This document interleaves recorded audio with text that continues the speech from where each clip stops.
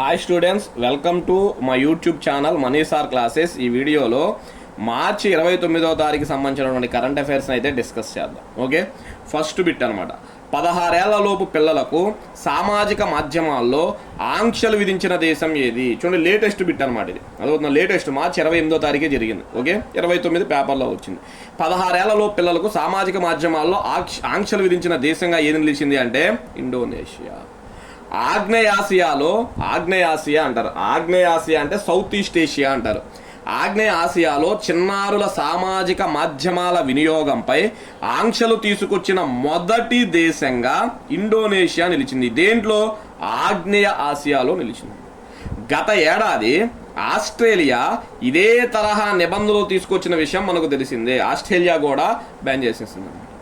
చూడండి, Indonesia YouTube, TikTok, Facebook, Instagram, trends, X, Bigo live, రోబ్లోక్స్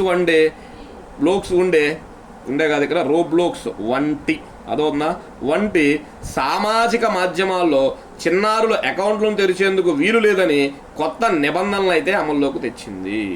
okay, next రెండో bit చూడండి.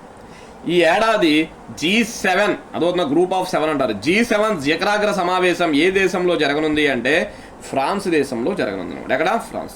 G7 శిఖరాగ్ర సమావేశం ఈ ఏడాది జూన్ 15 నుండి 17 వరకు ఫ్రాన్స్ దేశంలో జరగనుంది.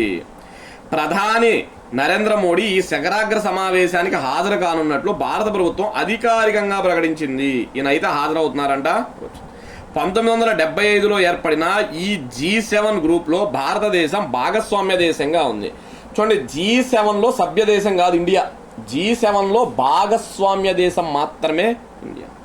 అసలు G7 దేశాలంటే ఏంటి? చూడండి, G7 దేశాలంటే 1 Canada, 2 France, 3 Germany, 4 Italy, 5 Japan, 6 United Kingdom, 7 United States అనమాట, అమెరికా. ఇలా 7 దేశాలు కలిసి ఒక కూటమిలా ఏర్పడి దాన్నే G7 అంటారు. ఏమంటారు? G7 అంటారు. ఓకే, నెక్స్ట్ దాని తర్వాత చూడండి, 10వ బిట్ అనమాట. ప్రపంచ వాణిజ్య సంస్థ, వరల్డ్ ట్రేడ్ ఆర్గనైజేషన్ అంటారు. ప్రపంచ వాణిజ్య సంస్థ యొక్క 14వ మంత్రివర్గ సమావేశం ఎక్కడ జరిగింది అంటే చూడండి, వయోండ్ అంటారు. ఏమంటారు? వయోండ్ అంటారు అనమాట. క్యామరూన్ దేశం. క్యామరూన్ అనేది ఒక దేశం. ఆ దేశంలో వయోండ్ అనే ప్రాంతంలో WTO యొక్క 14వ మంత్రివర్గ సమావేశం అయితే జరిగింది. ఈ సమావేశానికి 160కి పైగా సభ్య దేశాల మంత్రులు పాల్గొన్నారు. 4 రోజుల పాటు జరిగిన ఈ సమావేశానికి క్యామరూన్ వాణిజ్య మంత్రి లూక్ మాగ్లోయిర్ మార్గా అంటగానా అనే వ్యక్తి అధ్యక్షత వహించాడు. అయితే వహించాడు. ఎవరు? లూక్ మాగ్లోయిర్ బార్గా అంటాగానా. ఇంగ్లీష్లో కూడా ఇచ్చాను, ఒకసారి చూసుకోండి ఆయన పేరు. ఆయన అధ్యక్షత వహించాడు. WTO అంటే ఏంటి? WTO అంటే వరల్డ్ ట్రేడ్ ఆర్గనైజేషన్ అంటారు. 1995 జనవరి 1న ఏర్పడింది. జెనీవాలో ఏర్పడింది. స్విట్జర్లాండ్ అనమాట. స్విట్జర్లాండ్ దేశంలోని జెనీవాలో WTO యొక్క ప్రధాన కార్యాలయం ఉంది. ఈ WTO యొక్క మొదటి పేరు గ్యాట్ అంటారు. ఏమంటారు? WTO యొక్క మొదటి పేరు గ్యాట్. గ్యాట్ అంటే general agreement on tariffs and trade అంటారు. టారిఫ్స్ అండ్ ట్రేడ్ ఇది ఫస్ట్ పేరు అనమాట. ప్రస్తుతం దీన్ని WTO అంటారు. ఓకే, నెక్స్ట్ దాని తర్వాత చూడండి, 4వ బిట్ అన్నమాట. సెయిల్ కొత్త చైర్మన్ అండ్ మేనేజింగ్ డైరెక్టర్, దీన్నే CMD అంటారు. చైర్మన్ అండ్ మేనేజింగ్ డైరెక్టర్గా ఎవరు నియమితులయ్యారు అంటే అశోక్ కుమార్ పాండా అంటారు. అశోక్ కుమార్ పాండా. సెయిల్ అంటే ఏంటి? Steel authority of India limited అంటారు. Steel authority of India limited అంటారు.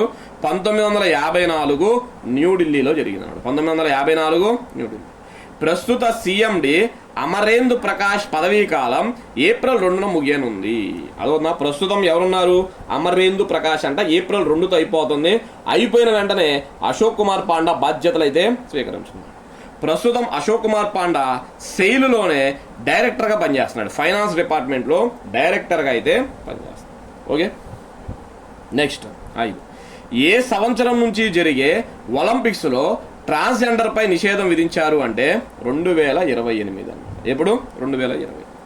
ఒలింపిక్స్లో మహిళల విభాగాలలో ట్రాన్స్జెండర్ మహిళలు మరియు లైంగిక అభివృద్ధిలో తేడాలు ఇకపై పోటీ చేయడానికి అనుమతించబోమని అంతర్జాతీయ Olympic committee, international Olympic committee IOC ప్రకటించింది. మహిళా ఈవెంట్లో పాల్గొనే వారికి తప్పనిసరిగా SRY జన్యు పరీక్షను కూడా ప్రవేశపెట్టారు. ఖచ్చితంగా మహిళలందరికీ SRY జన్యు పరీక్ష చేస్తారంట. దాంట్లో తేలిపోద్ది వీళ్ళు మహిళలా లేకపోతే ట్రాన్స్జెండర్సా అని తెలిసిపోద్ది. ఈ నిబంధన 2028లో జరిగే లాస్ ఏంజల్స్ ఒలింపిక్స్ నుంచే వర్తిస్తుంది. అదవుతుందా? 2028 నుంచి జరిగే లాస్ ఏంజల్స్ ఒలింపిక్స్ నుంచే వచ్చింది. IOC అంటే ఏంటి? International Olympic committee. ఇది 1894లో ఏర్పడింది. దీని ప్రధాన కార్యాలయం లౌసాన్లో ఉంది. లౌసాన్ అంటే మళ్ళీ ఎక్కడ అంటే స్విట్జర్లాండ్. IOC ప్రస్తుత చైర్మన్ ఎవరు అంటే క్రిస్టీ కోవెంట్రీ అంటారు. పేరు పడలేదు రండి ఇక్కడ, క్రిస్టీ కోవెంట్రీ అంటారు అనమాట. అదవుతుందా? సో ప్రస్తుత IOC చైర్మన్ ఒక మహిళ, క్రిస్టీ కోవెంట్రీ అంటారు అన్నమాట. నెక్స్ట్ దాని తర్వాత చూడండి 6వ బిట్. 1700 ఏళ్ళు పూర్తి చేసుకున్న శాకంబరి మాత ఆలయం ఏ రాష్ట్రంలో కలదు అంటే రాజస్థాన్. ఏ రాష్ట్రం? రాజస్థాన్లో కలదు.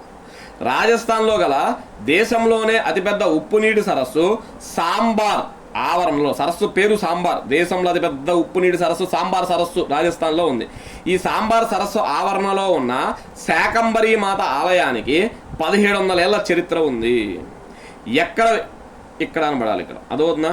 ఇక్కడ వెలిసిన అమ్మవారికి పచ్చని కూరగాయలు నైవేద్యంగా సమర్పిస్తుండడం విశేషం. జైపూర్కు 105 కిలోమీటర్ల దూరంలో ఉన్న ఈ ఆలయానికి వచ్చే భక్తులు తాజా కూరగాయలు, పండ్లు తీసుకొని వస్తారు. అవుతుందా? ఇంపార్టెంట్ బిట్టు శాకంబరి మాత ఆలయం. నెక్స్ట్ దాని తర్వాత చూడండి 7వ బిట్. అరెస్ట్ అయిన నేపాల్ మాజీ ప్రధాని ఎవరు అంటే KP శర్మ ఓలీ. చూడండి, కొత్తగా బాలేంద్ర షా వచ్చాడు. వచ్చిన మరుసటి రోజే మాజీ ప్రధాని అరెస్ట్ చేయించేశాడు అన్న. అవునా? నేపాల్ మాజీ ప్రధాని శర్మ ఓలీ మాజీ హోంశాఖ మంత్రి రమేష్ లేఖక్ను అరెస్టు చేశారు. వీళ్ళిద్దరిని అరెస్టు చేసేశారు. గత ఏడాది సెప్టెంబర్ 8, 9 తేదీల్లో జరిగిన జంజట్ ఉద్యమ అణిచివేతలో వీరిద్దరి పాత్ర ఉందనేది అభియోగం. చూడండి, లాస్ట్ టైము ఈ బాలేంద్ర షా జంజీ అని ఒక ఉద్యమం చేశాడు. ఆ ఉద్యమంలో ఆ తిరుగుబాటు అణిచివేయడానికి లాఠీ చార్జీ చేస్తే 76 మంది అప్పుడు ప్రాణాలు కోల్పోయారనమాట. వీళ్ళ వల్లే జరిగిందని వీళ్ళ మీద కేసు నమోదు. ఈ ఉద్యమంలో 76 మంది ప్రాణాలు కోల్పోవడం జరిగింది. ప్రధానిగా బాధ్యతలు చేపట్టిన బాలేంద్ర షా మొదటి రోజే మాజీ ప్రధాని అరెస్టు చేయడం చర్చనీయాంశంగా మారింది. మామూలుగా ఎవరైనా ఏం చేస్తారు, కొంత గ్యాప్ తీసుకోనన్నా అరెస్ట్ చేస్తారు. అసలు మరీ దారుణంగా మరుసటి రోజే అరెస్ట్ చేసేసారన్నమాట. అదవుతుందా? నెక్స్ట్ చూడండి, దానికి ఇంకొక పాయింట్. ఇది ప్రతీకారం కాదని, చట్టానికి ఎవరు అతీతులు కారని నూతన హోంమంత్రి సుడాన్ గురంగ్ స్పష్టం చేశారు. ఈయన ఏం చెప్తున్నాడు? ఇది ప్రతీకార చర్య కాదు, ఎవరైనా చట్టం ముందు ఒకటే అని చెప్పడమే ఈ అరెస్ట్ యొక్క ముఖ్య ఉద్దేశం అని ఆయన చెబుతున్నాడు. నెక్స్ట్ చూడండి 8. మరణించిన ఈఏ రాజేంద్రన్ ఏ భాషకు చెందిన ప్రముఖ నటుడు? మరణించిన ఈఏ రాజేంద్రన్ ఏ భాషకు చెందిన ప్రముఖ నటుడు అంటే మలయాళానికి చెందిన ప్రముఖ నటుడు అన్నాడు. ఏ భాష? మలయాళం. ఈయన ఢిల్లీలోనే ప్రతిష్టాత్మక నేషనల్ స్కూల్ ఆఫ్ డ్రామాలో శిక్షణ పొంది అక్కడ మొదటి ర్యాంకుతో పట్టభద్రుడు అయ్యాడు. చూడండి, అక్కడ ఎగ్జామ్ పెడతారు, ర్యాంకింగ్స్ కూడా ఉంటాయి అనమాట. అలా ఫస్ట్ ప్లేస్ వచ్చిందంట యాక్టింగ్లో. 1987లో ఉత్తమ నాటకానికి కేరళ రాష్ట్ర ప్రభుత్వ పురస్కారాన్ని గెలుచుకున్నాడు. కేరళ రాష్ట్ర ఉద్యానవన సంస్థలకు గతంలో చైర్మన్గా కూడా పనిచేశాడు. కొంచెం పెద్ద యాక్టర్ అనమాట రాజేంద్రన్, మలయాళం గుర్తుపెట్టుకోండి. ఓకే, నెక్స్ట్ దాని తర్వాత చూడండి 9వ బిట్. నోయిడా అంతర్జాతీయ విమానాశ్రయాన్ని ఏ రాష్ట్రంలో నూతనంగా ప్రారంభించారు అంటే ఉత్తరప్రదేశ్. నోయిడా ఎక్కడుంది? యూపీ అన్నమాట. 2026 మార్చి 28న ప్రధాని నరేంద్ర మోడీ గారు ఉత్తరప్రదేశ్ రాష్ట్రంలోని జేవార్, ఎక్కడ?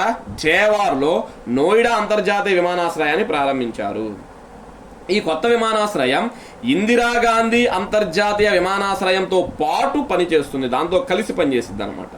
ఢిల్లీలోని ఇందిరాగాంధీ అంతర్జాతీయ విమానాశ్రయం రద్దీని తగ్గించడానికి ఈ విమానాశ్రయాన్ని నూతనంగా నిర్మించారు. అదోనా?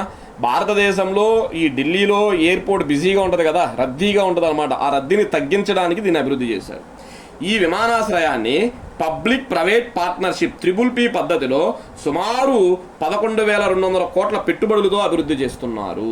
PPP పద్ధతిలో అయితే చేస్తున్నారు. ఓకే, నెక్స్ట్ దాని తర్వాత 10వ బిట్ అనమాట. ఏ దేశానికి మద్దతుగా యెమెన్ దేశంలోని హుతీలు దాడులకు దిగారు. చూడండి, ఇప్పుడు కొత్తగా మళ్ళీ యుద్ధంలోకి వాళ్ళు వచ్చారు, వాళ్ళని హుతీలు అంటారు. అదవుతుందా? యెమెన్ దేశానికి చెందిన హుతీలు ఎవరికి మద్దతుగా వచ్చారంటే ఇరాన్ దేశానికి మద్దతుగా వచ్చారండి. అదవుతుందా? ఇరాన్ దేశానికి మద్దతుగా యెమెన్లోని హుతీలు ఇజ్రాయిల్పై దాడులకు దిగారు. పశ్చిమాసియా యుద్ధం ప్రారంభమయ్యాక తొలిసారిగా హుతీలు దాడులకు దిగారు. తాము దాడులకు దిగింది వాస్తవమేనని హుతీల అధికార ప్రతినిధి యహ్యా సరీ ప్రకటించారు. వాళ్ళ అధికార ప్రతినిధి యహ్యా సరీ అని ఆయన ప్రకటించారు. దీనితో పశ్చిమాసియాలోని యుద్ధం మరింత కాలం జరిగే అవకాశం ఉంది. ఇరాన్ దేశంలోని బుషేహర్ అణువిద్యుత్ కేంద్రంపై ఇజ్రాయెల్ దాడి కూడా జరిపింది. ఇరాన్ దేశంలోని అణువిద్యుత్ కేంద్రం పేరు బుషేహర్ అంట. దాని మీద ఇజ్రాయెల్ దాడులు కూడా జరిపింది. ఓకే, నెక్స్ట్ దాని తర్వాత చూడండి 11. భారతీయ పరిశ్రమల సమాఖ్య CII దక్షిణ ప్రాంతానికి 2026-27 కొత్త చైర్మన్గా ఎవరు ఎన్నికయ్యారు? ఆయన పేరు రవిచంద్రన్ పురుషోత్తమన్ అంటారు. అదవుతుందా? దేనికి? CII భారతదేశ పరిశ్రమల సమాఖ్య అంటారు అనమాట. అదవుతుందా? కాన్ఫెడరేషన్ ఆఫ్ ఇండియన్ ఇండస్ట్రీ అంటారు ఇంగ్లీష్లో, అయితే గుర్తుపెట్టుకోండి. చైర్మన్గా రవిచంద్రన్ పురుషోత్తమన్, వైస్ చైర్మన్గా కృష్ణా బొదనపు ఎన్నికయ్యారు. వీళ్ళిద్దరూ అయితే ఎన్నికయ్యారు. అదవుతుందా? ఇవి స్టూడెంట్స్ మనకి మార్చి 29వ తారీఖుకి సంబంధించినటువంటి క్వశ్చన్స్ అనమాట. అదవుతుందా? సో మనకి ఇంకా జస్ట్ 1 డేనే ఏంటి పెండింగ్ ఉందన్నమాట. అది కూడా రేపు కవర్ చేసేసి రేపు 2 వీడియోలు అప్లోడ్ చేసేసి మార్చి మంత్నైతే క్లోజ్ చేసేస్తాం. ఓకే, నాకు సహకరిస్తున్న వాళ్ళందరికీ కూడా థ్యాంక్ యూ సో మచ్. అందరూ చూస్తున్న వాళ్ళందరూ ఒక లైక్ అయితే చేయండి, సబ్స్క్రైబ్ చేసుకోండి. Thank you.